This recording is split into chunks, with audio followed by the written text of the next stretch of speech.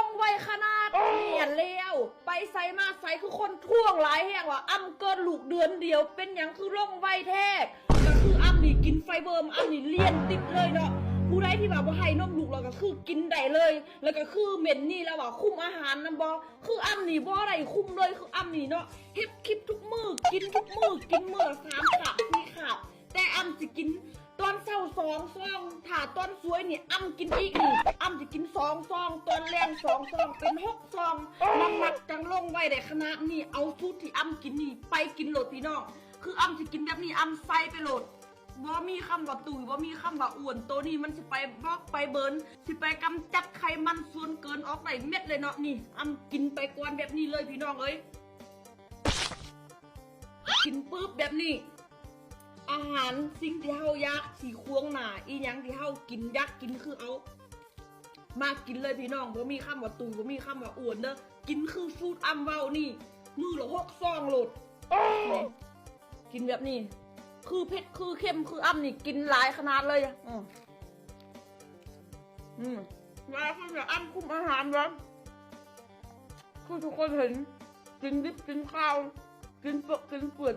กินหลายกินเผ็ดกินเค็มกินผงโซเดียมหลายอันนี้ก็น้ำเจียวโคตรเผ็ด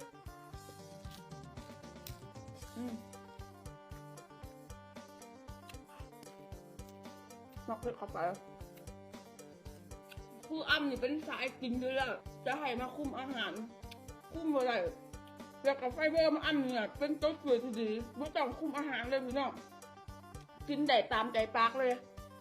เขากินปุ๊บมันจะไปบอกไปเบิร์นมันจะไปกำจัดสิ่งที่เขากินนี่ทายออกได้เม็ดเลยตัวนี้ผู้เฒ่ากับคุณใหญ่ผู้นุ่มกับคุณใหญ่ผู้เฒ่าดีกว่าอายุแก่แล้วระบบขับถ่ายหนักถ่ายบ่สบาย3 มื้อกับบ่คือ5 มื้อกับบ่ถ่ายเลยเอาไปกินบ่มีข้าวมาเจ็บอดเพื่อได้สุขภาพอ้ำพี่น้องก็ลูกได้เดือนหนึ่งกินได้ทุกอย่างกินเผ็ดกินเค็มกินอาหารรสจัดกินดิบกินข้าวแต่เราต้องมีตัวสวยคือไฟเบอร์อ้ำนี่มันจิ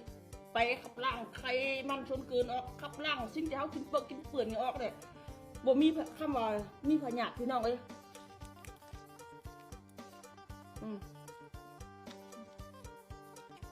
แกกระบุตุย